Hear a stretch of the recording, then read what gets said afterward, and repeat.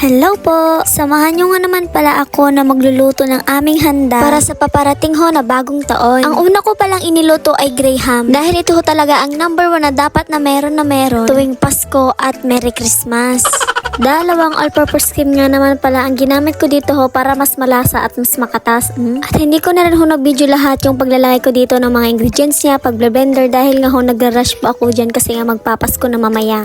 At dahil nga blender ko itong all-purpose cream ay nag-double po siya kaya dalawa po ang nagawa ko dito. At hindi ko na rin ho na-video lahat yung mga ibang ginagawa kong mga handa namin. Dahil nga medyo naman marami ang naluto ko ay naging busy na rin ho ko yun nung time na yun kaya hindi ko na napag-video nga. Hindi ko na na-video yung paggagawa ng gelatin, leche flan at yung pang shawarma. Kaya naman sa paggagawa ko ng handa namin ay ginabihan na rin ho ako. At ginabihan na nga talaga. Medyo ninervyos lang ako kasi dito. Kasi baka abutin ako dito ng 11:59. Eh hindi na ako dyan makakapag beauty rest kapag. Kaya iniisip ko na baka stress ako na sasalubungin ko itong bagong taon.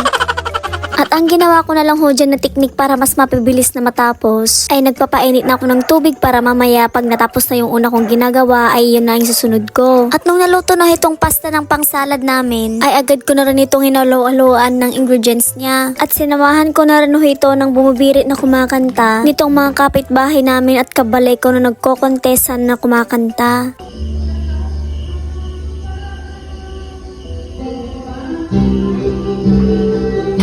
Nung narekaduhan ko na ho yung salad, ay sinod ko na ho itong toppings ng pang shawarma na parang inadobo ko lang ho ito at nilagyan ng mga sesame, soys at pampalasa. At habang niluluto ko yung karne, ay agad ko na rin hong isinod itong pang gardenia na may ham at pati na rin ho itong parang sushi. At nung sa wakas ay natapos ko na hong magluto, ay sinunod ko naman ho itong pang design namin para mamaya na imbis na ng pang picture ganon na hindi tulad ho nung last year na wala kaming handa at wala rin ka-design tong bahay. Kaya I'm so very thankful now na kahit papaano ay may handa naman na kami kahit kakaunti lang. At nung natapos ko rin itong ginisaynan, ay agad na akong nag-shower para makapagpahinga naman. Dahil as in po napagod ako kaya dyan. Naman umidlip lang ako kahit isang oras para may lakas po akong mamaya na manood ng mga nagsisiputukang masasarap.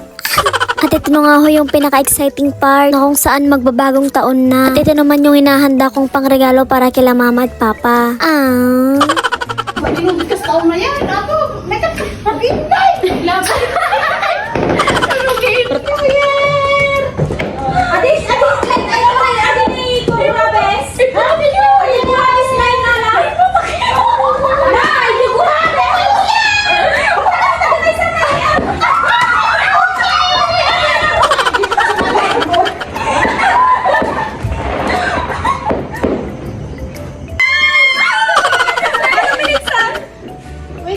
Ate, may 50. 10, 9, sige, 8, 7, 6, 5, 4, 3, 2, 1!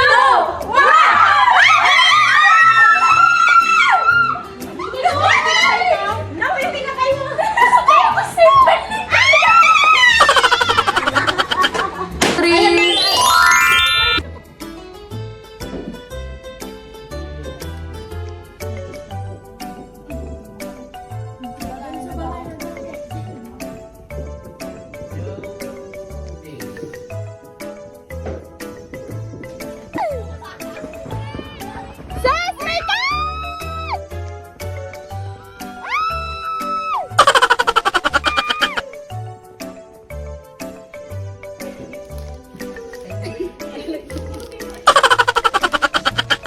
Alam ni tatay ni nag-OA.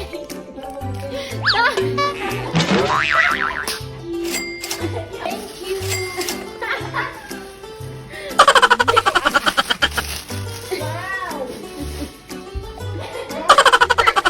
Ayun lamang po, nasalubong namin ang bagong taon na kompleto kami at masasaya. At maraming salamat rin kay Lord dahil nasalubong namin ang bagong taon na masaya at kompleto. At ayun lamang po, maraming salamat. Happy New Year!